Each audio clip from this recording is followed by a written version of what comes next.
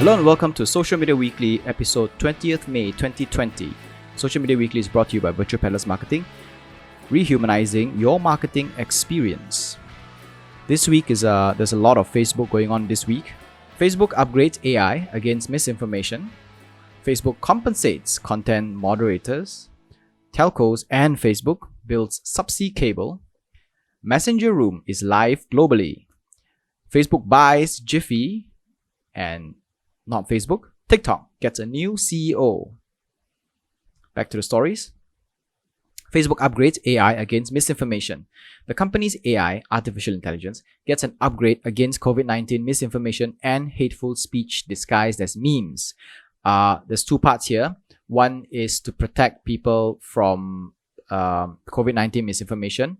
Another is to protect hateful speech, which is primarily a lot to do with the American side, where they are getting ready for the elections.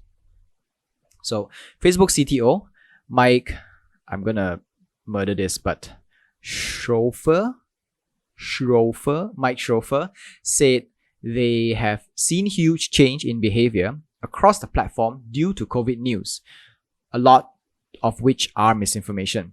So which means that a lot of behavior of users on Facebook is attributed to the information that they get. So which means that the more misinformation that circulates around in Facebook, the more it changes the behavior of people. Some prominent fake news include claims that COVID is transmitted via 5G network, which prompted many to destroy cell towers. Happened in the UK. Others actually try to downplay the severity of the pandemic, liken it to a hoax, which is what Elon Musk has been doing quite a bit in social media, primarily Twitter. Anyway, Facebook is, how they're doing it is that they have been learning and they have been improving their machine learning capabilities to be able to filter and figure out certain information. So some of this information are quite borderline, because you have an image, right, with a caption, and one with the caption that says that does not have a certain word, and one with a certain word, and it changes the entire meaning of that caption. And its AI now is able to catch these things, to figure out whether or not it is informing something that is aligned with what WHO is saying or against what WHO is saying. Something like just a word like no, or like does not contain. So even if it says contains or does not contain, then it becomes, a completely different meaning. But for human beings, it's easy to catch. But for AIs, they need to have they kind of need to tweak a lot of the algorithm in order to figure that out. Facebook compensates content moderators. You may have heard us reporting about Facebook's content moderators suffering mental breakdowns from their jobs. I think it was last year or the year before we talked about this quite a bit. Okay, so what the content moderators do is actually they are a bunch of human beings, third-party companies, human beings who actually look at all the content that goes onto Facebook on a daily basis and flags the kind of content that does not fit in Facebook's regulation, right? Some of them are like hate speech. Hate speech is, the not too much of it, but there are also murders, there are suicides. There has been instances where suicides were recorded, were broadcasted on Facebook Live, and that was quite a big thing as well. And there are other graphics as well, like human torture, animal torture, decapitation of human beings. So Facebook actually announced that they will be paying $52 million to compensate current and former content moderators who develop mental health issues on the job. Again, the cleanliness of Facebook's content is actually thanks to these people. Throughout the entire lifetime of Facebook, there were times when AI was not strong enough to be able to figure these things out, and at that point human beings were used to do all the filtration. So in a way, we have to thank them for keeping Facebook clean, especially for our kids, because our kids use Facebook quite a bit. And previously, Facebook only compensated the content moderators $1,000 each, which isn't enough. That was, I think, back in 2017. So now they say that they have $52 million and they're using this to compensate all of them. Good job, Facebook. Now, the next thing you need to do is you need to make sure your AI is smart enough so that you can replace all these content moderators, so nobody has to go through the pain of seeing content like these anymore. It's quite gruesome. There was one time I saw a video of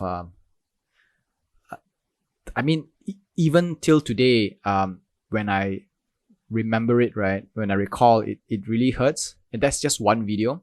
There was a dog. There were a bunch of kids who were kind of using this Zippo fluid and dousing the dog with it, and the dog thought that they were playing with it. So the dog was just playing along, and all of a sudden these guys just lit the dog on fire, and it was so painful to watch. I cannot imagine these people having to watch so many of all these things. And the video of ISIS decapitating an American soldier with a blunt knife, that was very painful to watch as well. Anywho, moving on. Telcos and Facebook builds subsea cable. Facebook, along with telecom companies China Mobile International, MTN, Global Connect, Orange, and Vodafone, are building a huge subsea cable to serve the African continent and Middle East region, connecting nearly 1 billion unconnected people. Which makes sense because, they're all about the more people get connected, the more business they get. It's called Project 2 Africa, number 2 Africa, which will lay cables 37,000 kilometers long. This cable will run underwater, starting from Western Europe, around the African continent. So it goes around the African continent, down the south and around it. And there are also cables that run into the African continent as well. And it'll circle back via the Middle East, back into through Italy, and doing a full circle. Completion is expected to be between 2023 to 2024. This project is part of Facebook's aim to become a telco provider while driving down barriers to entry for this new group of potential users. Facebook is moving into becoming from a social media service provider into a telco provider. First move was to buy over, to acquire a stake in Reliance Jio, the Indian telco company. And then now they are part of this project to actually lay cables. They are not the first social media companies to do that, or first tech company to do that, because Google and Microsoft has been laying a total of, I think, 50% of all the cables around the world, because they want to kind of like invest in infrastructure so that when the people have the ability to go online, hopefully they will be able to expand their user base. Messenger Room is live globally. A couple of weeks ago, we talked about Facebook's plan to bring a Zoom competitor to us. It's called Messenger Rooms. It's a video chat platform that can support up to 50 participants and no time limit on calls. So as opposed to Zoom's free version, which is 100 participants and 40 minutes on calls, this is free. But what Zoom can do that Messenger Room cannot do is that Zoom can call via phone line, whereas Messenger Room is only via the internet. So which means that your voice is only over the internet, VoIP. The good thing about having voice over your phone line is that if your connection, if your bandwidth is not as stable as you want it to be or you hope it to be, you can actually split your connection, the visual over internet and voice over phone line, so that you lighten up the bandwidth so you can actually use the rest to do the presentations or whatnot. But for Messenger Room, everything is over the internet because they don't have connections with phone lines. There is a catch for it being free, is that your information, knowing Facebook. Even if the platform says that it's end-to-end encrypted, which means that they cannot see what's going on and what kind of discussion you have, but what it does is Facebook can still track your behavior and know who you're engaging with, and that is actually enough to be able to gather some information from you. To use it, simply tap on the bottom right people icon on Facebook Messenger to create a room, and then you can send the link of your room to friends who can easily join whenever you're in there. Simple. It doesn't have the corporate functions that Zoom has, so technically when you look at corporate usage, I don't think a lot of people will be using Messenger rooms as opposed to Zoom. But for casual usage, like let's say if you're having a exercise or I don't know, some workouts at home, you can possibly use Messenger instead. Facebook buys Giphy. Giphy, if you don't know yet, is a huge animated GIF.